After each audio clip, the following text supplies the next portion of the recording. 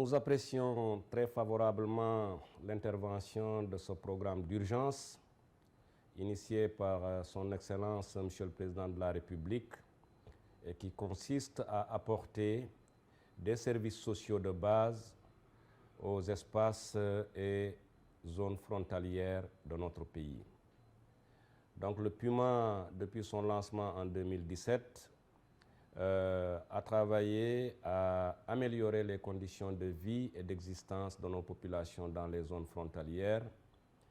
Et je puis témoigner, en ma qualité de gouverneur de région, des réalisations qui sont faites par ce programme important.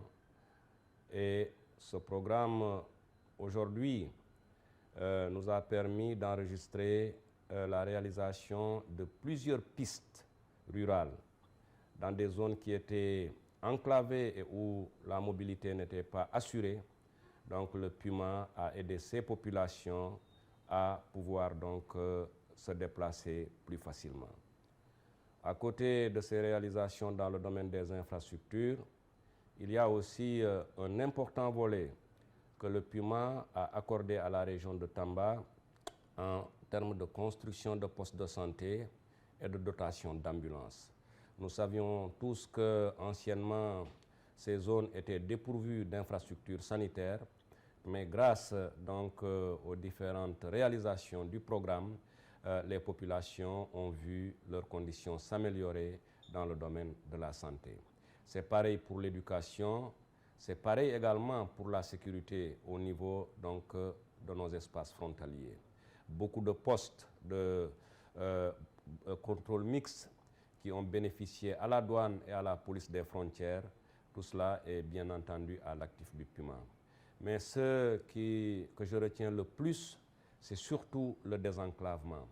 Des zones véritablement très éloignées de notre région, surtout au niveau frontalier avec la Gambie, mais également au niveau frontalier avec le Mali et avec la Mauritanie.